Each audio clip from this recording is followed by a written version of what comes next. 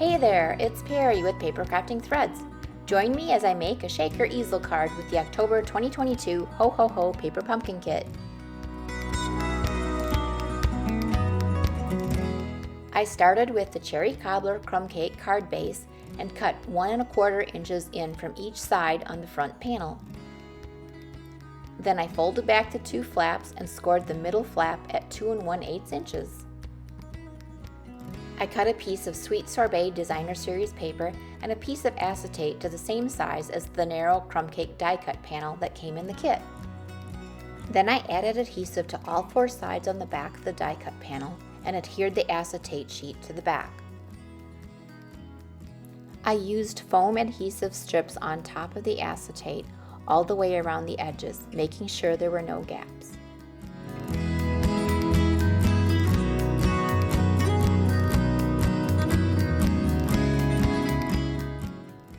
After removing the liner all the way around, I poured some of the For Everything sequins into the middle.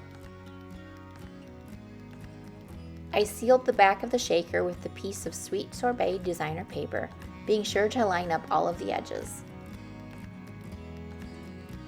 I adhered the 2 side flaps to the card base. I folded the center flap in half on the score line and applied adhesive to just the bottom half. Then I centered the shaker piece and pressed to adhere.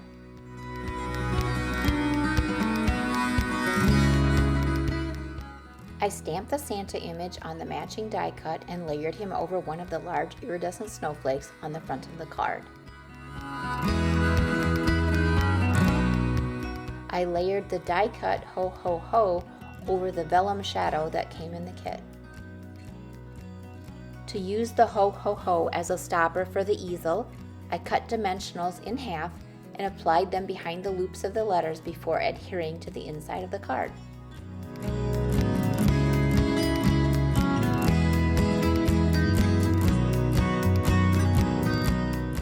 Since there isn't much space to write a message on the inside of the easel card, I decorated the back.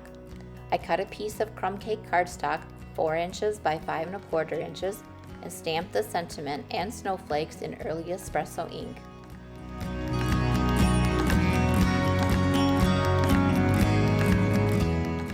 More details can be found over on my blog at